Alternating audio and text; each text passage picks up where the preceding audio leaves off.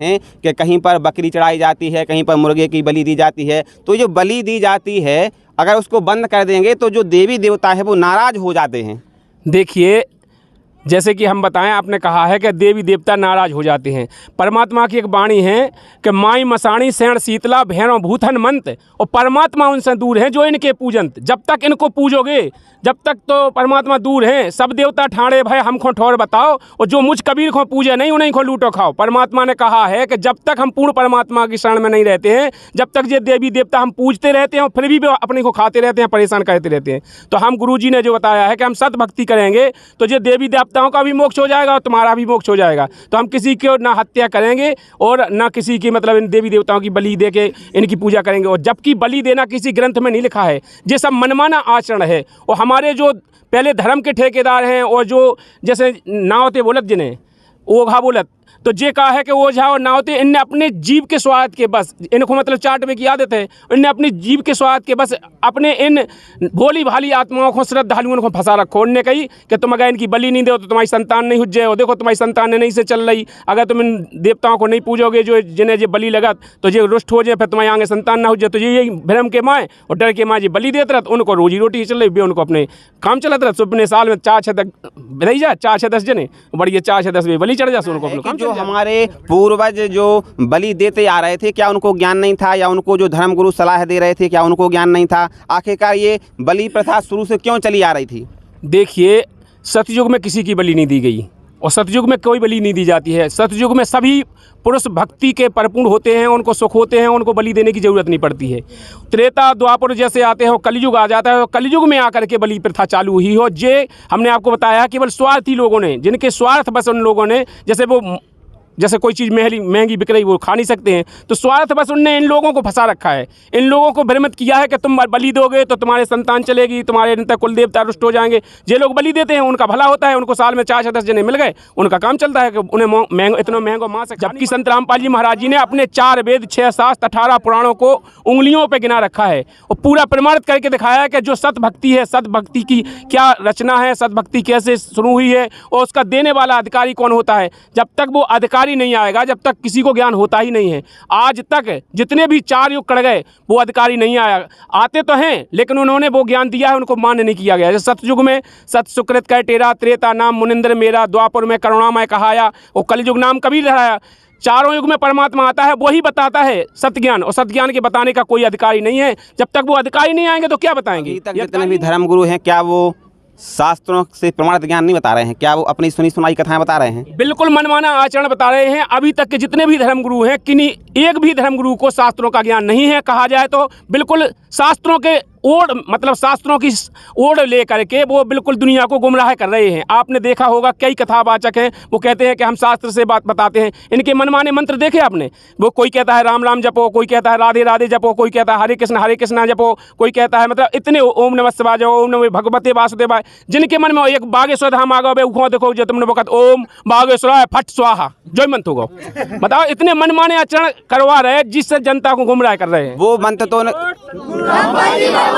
नमस्कार दोस्तों, मेरा नाम पवन नामदेव है और आप देख रहे हैं एमपी खबर फास्ट। इस वक्त हम हरियाणा के सोनीपत जिले में स्थित धनाना गांव में हैं, जहां पर संत रामपाल जी महाराज जी का एक बहुत विशाल आश्रम है जो धनाना धाम के नाम से जाना जाता है। इस वक्त हमारे साथ कुछ ऐसे लोग हैं जो संत रामपाल जी महाराज जी के इस आश्रम में पहली बार आए हुए हैं और संत रामपाल जी महाराज जी के ज्ञान को लेकर के उनके जहन में तमाम शंकाएं खटक रही हैं। वहीं दूसरी ओर संत रामपाल जी महाराज जी के शिष्य हैं जो उनकी शंकाओं का समाधान करने का प्रयास करेंगे। आइए हम इस डिस्कस को शुरू करें। इससे पहले आपसे हमारी गुजारिश है कि अगर आप हमारे चैनल पर नए हैं तो चैनल को सब्सक्राइब करें, बेल आइकन को प्रेस करें ताकि आने वाली वीडियो का नोटिफिकेशन आप तक सबसे पहले पहुँच सके। आइए चर्चा शुरू करते हैं। नमस्कार सर। नमस्कार जी। क्या नाम है आपका? अमर सिंह लोधी। आप यहाँ पर जो पहली बार आए हैं, आपको कैसा लगा? क्या कुछ कहना चाहेंगे संत रामपाल जी महाराज जी के बारे में? देखिए, संत रामपाल जी महाराज का, यहाँ के इनके भक्तों का व्यवहार बहुत अच्छा लगा हमारे लिए, और यहाँ का रहन सहन जो भी है। लेकिन हमारे कुछ ऐसे नियम हैं जो कि हमको मतलब हम इनको फॉलो नहीं कर सकते हम। वो नियम क्या हैं? जैसे कि यहाँ हमने सुना है कि भाई यहाँ सिर्फ शुद्ध शाकाहारी रहते हैं। अच्छा, हमारे यहाँ जो कुल देवी देवता रहते हैं उनका हम पूजन करते हैं, जैसे दीपावली के समय पर अमावस्या ध्वज मनाते हैं, इधर फाल्गुन में फाग के समय पर वहाँ भी हम पूजन करते हैं। तो जो कुल देवी देवता रहते हैं उनके लिए हमको बलि चढ़ाना पड़ती है, जैसे मुर्गे की या बकरे की, कुछ भी नहीं है तो अंडा तो कम से कम देना ही पड़ता है। तो यहाँ इनके लिए ये मना ही है। तो मतलब ये हमको कुछ जम नहीं रहा, क्योंकि ये पूरी दुनिया शाकाहारी तो हो नहीं जाएगी। ऐसा कैसे हो सकता है कि भाई भक्ति करने में कोई मतलब अपन देवी देवता नाराज ना हो। इनका सवाल ये है कि अगर हम बलि नहीं चढ़ाएंगे तो हमारे देवी देवता रुष्ट हो जाएंगे। इस पर संत रामपाल जी महाराज जी के शिष्यों का क्या कुछ कहना है, आइए उनसे बात करते हैं। इससे पहले हम उनका परिचय प्राप्त कर लें। नमस्कार सर। नमस्कार जी। क्या नाम है आपका? हेमंत दास। तो हेमंत दास जी, आप से जो इनका सवाल है कि अगर हम बलि नहीं चढ़ाएंगे तो हमारे जो देवी देवता हैं वो नाराज हो जाएंगे, इस पर आपका क्या कहना है? देखिए, जगत गुरु तत्वदर्शी संत रामपाल जी महाराज जी के ज्ञान आधार से उन्होंने बताया है कि किसी की जीव हत्या करने से कोई खुश नहीं हो सकता है, क्योंकि हम सभी चींटी से लेकर हाथी तक सभी हम परमात्मा की आत्माएं हैं। हम एक दूसरे की आत्मा को मार कर और दूसरी आत्मा को खुश कर सकते हैं, कभी ऐसा होता है? तो हमारे गुरुजी ने कहा है हम किसी को चींटी तक को भी नहीं मानेंगे। ये तो बकरा बलि, मुर्गा की बलि या किसी भी की बलि के रहे, गुरुजी के ज्ञान के आधार से गुरुजी ने कहा है कि चींटी को भी मारना पाप है। और हम पाप के अपराधी क्यों बने?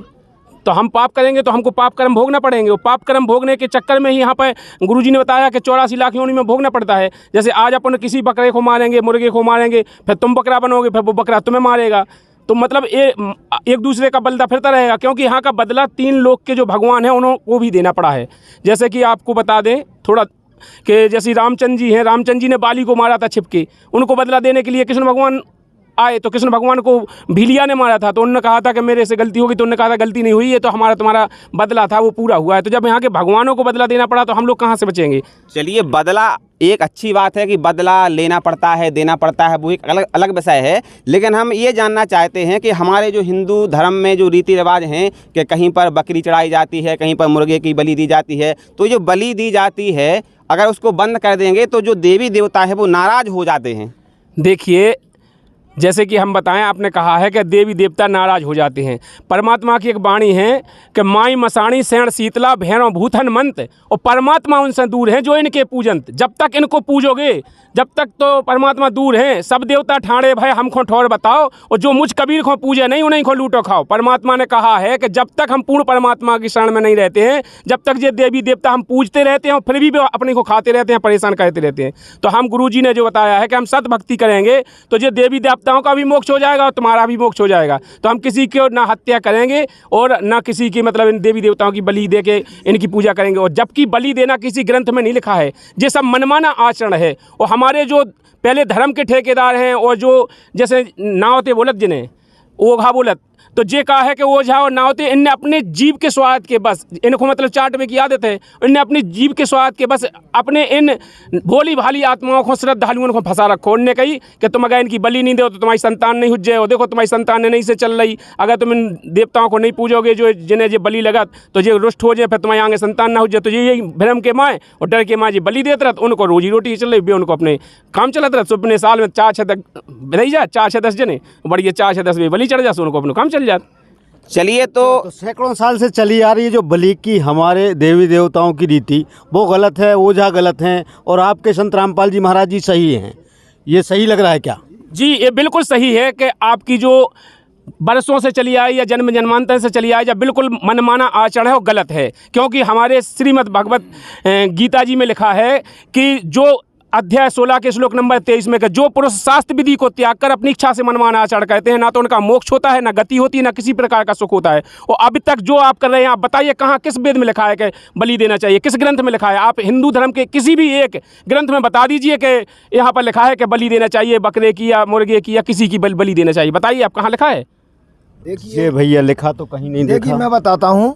ये हमारे पहले जो यज्ञ होते थे, अश्वमेध यज्ञ होता था, उसमें अश्व की बलि दी जाती थी। और जो यज्ञ जो होते थे बहुत पहले, सतयुग में भी हुए, त्रेता में भी हुए, द्वापर में भी हुए, उनमें सांड की जो बैल रहता, हम लोग उसको सांड बोलते हैं, उसकी बलि दी जाती थी। तो क्या वहाँ के जो ऋषि महर्षि थे, जो जैसे सप्त ऋषि थे और भी 88,000 ऋषि हैं, तो उनको कोई ज्ञान नहीं होगा तो जो बलि देते थे यज्ञ में? इनका ये कहना है कि जो हमारे पूर्वज जो बलि देते आ रहे थे, क्या उनको ज्ञान नहीं था, या उनको जो धर्मगुरु सलाह दे रहे थे क्या उनको ज्ञान नहीं था? आखिरकार ये बलि प्रथा शुरू से क्यों चली आ रही थी? देखिए, सतयुग में किसी की बलि नहीं दी गई और सतयुग में कोई बलि नहीं दी जाती है। सतयुग में सभी पुरुष भक्ति के परिपूर्ण होते हैं, उनको सुख होते हैं, उनको बलि देने की ज़रूरत नहीं पड़ती है।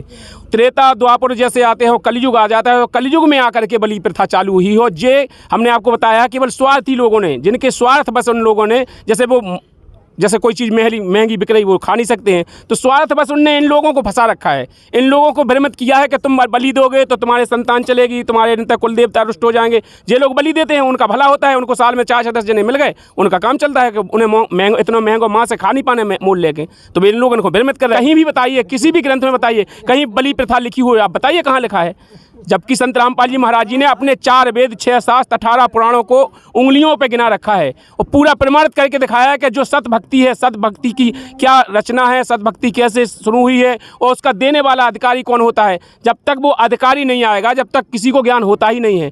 आज तक जितने भी 4 युग कट गए वो अधिकारी नहीं आया, आते तो हैं लेकिन उन्होंने वो ज्ञान दिया है, उनको मान्य नहीं किया गया। जैसे सतयुग में सत सुकृत कह टेरा, त्रेता नाम मुनिंद्र मेरा, द्वापर में करुणामय कहाया और कलयुग नाम कबीर रहाया। चारों युग में परमात्मा आता है, वही बताता है सत्य-ज्ञान, और सत्य-ज्ञान के बताने का कोई अधिकारी नहीं है। जब तक वो अधिकारी नहीं आएंगे तो क्या बताएंगे? ये अधिकारी ही नहीं थे। तो अभी तक जितने भी धर्मगुरु हैं, क्या वो शास्त्रों से प्रमाणित ज्ञान नहीं बता रहे हैं? क्या वो अपनी सुनी सुनाई कथाएं बता रहे हैं? बिल्कुल मनमाना आचरण बता रहे हैं। अभी तक के जितने भी धर्मगुरु हैं, किन्हीं एक भी धर्मगुरु को शास्त्रों का ज्ञान नहीं है। कहा जाए तो बिल्कुल शास्त्रों के ओढ़, मतलब शास्त्रों की ओढ़ ले करके वो बिल्कुल दुनिया को गुमराह कर रहे हैं। आपने देखा होगा कई कथावाचक हैं, वो कहते हैं कि हम शास्त्र से बात बताते हैं। इनके मनमाने मंत्र देखे आपने? वो कोई कहता है राम राम जपो, कोई कहता है राधे राधे जपो, कोई कहता है हरे कृष्ण जपो, कोई कहता है मतलब इतने ओम नमः शिवाय जपो, ओम नमः भगवते वासुदेवाय। जिनके मन में एक बागेश्वर धाम आ गए, उखो देखो जो तुमने वक्त ओम बागेश्वराय फट स्वाहा जय मंत्र होगा। बताओ, इतने मनमाने आचरण करवा रहे हैं जिससे जनता को गुमराह कर रहे हैं। वो मंत्र तो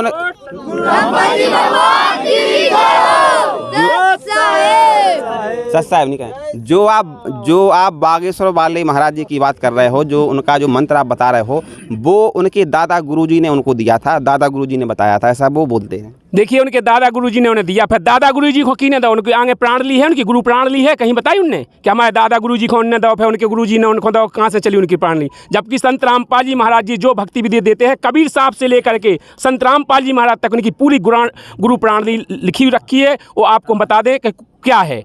संत रामपाल जी महाराज जी के जो रामदेवानंद जी महाराज जी जो मंत्र देते थे वो संत रामपाल जी महाराज देते हैं। उनके बाद गरीबदास जी देते थे। मतलब इनकी कबीर साहब से जो मंत्र चले आ रहे हैं वो पूरे मंत्रों की उनके गुरुओं ने वो दिया है, उनके प्रमाण है। इनका कहीं प्रमाण है? बताइए, यहाँ कहाँ लिखा है कि ओम बागेश्वराय फट स्वाहा? बताइए किस तरह गुरु ने कहा है? चलिए, तो अब आपका और क्या कहना है?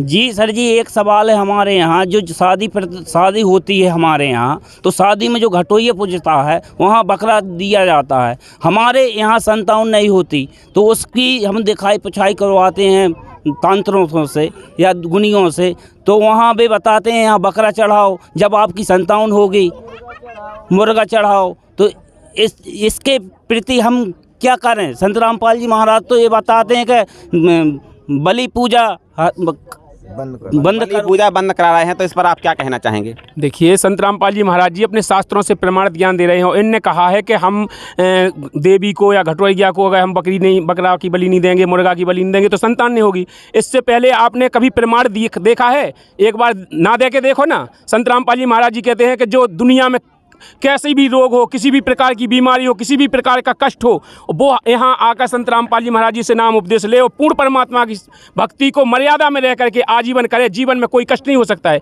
आपने कभी इस पर विचार किया है कि हम बलि कर रहे दे रहे तो हम पाप के अपराधी हो रहे हैं, हम पाप के भागीदार बन रहे हैं, इस पाप का कर्ज हमें भोगना पड़ेगा। तो पाप कर्म भोगोगे तो आपको दुखी तो आएंगे, जीवन में कष्ट आएंगे, सुख मिल सकते हैं।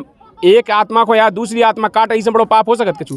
बताइए आप। तो इनसे ये पूछिए कि अगर आप बलि नहीं देंगे अपने बच्चा के खुशी के लिए, तुम दूसरे के बच्चा को काट रहे, सुखी हो जाए आपको बच्चा? बताओ, बताइए सर। नहीं जी, असली में बात ये है सर जी कि जैसे मान लो हम निसंतान, जैसे 4 साल होते हैं, 5 साल होते हैं, शादी हुए, बच्चे नहीं होते, तो बच्चे नहीं होते तो हम दिखवाते हैं गुनियों से, तो वे बताते हैं कि भाई ये देवता है, आप इसकी पूजा करो, इस पे बलि चढ़ाओ, आप जब संतान होगी।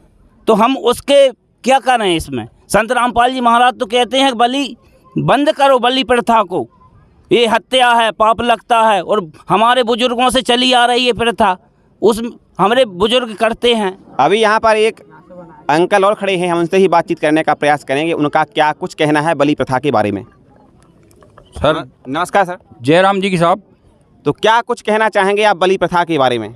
बलि प्रथा के बारे में दास ये बोलेगा कि जिन्होंने ये भाइयों ने जो शब्द बोले हैं, ये हमारे गुरुजी जो बताते हैं, ये इसको जो बिल्कुल बंद करवाया है।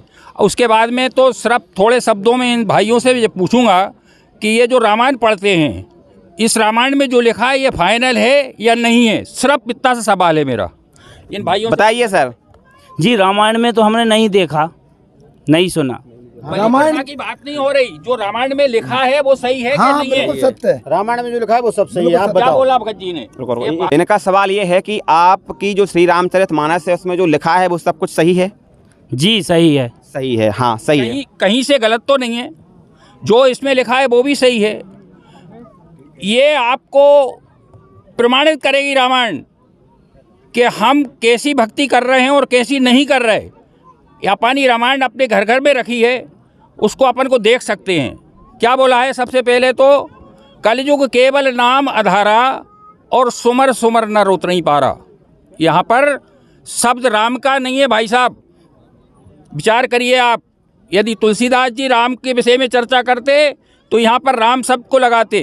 कलयुग केवल नाम आधारा, नाम के आधार पे ही भवसागर से पार हो सकते हैं, बाकी कोई दूसरा क्वेश्चन है ही नहीं है।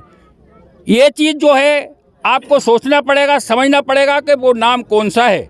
आज हमारे भाई जितने भी खड़े हैं, जो भी संत रामपाल महाराज से जो है नाम लिए हैं, उनको मालूम है कि वो नाम कौन सा है।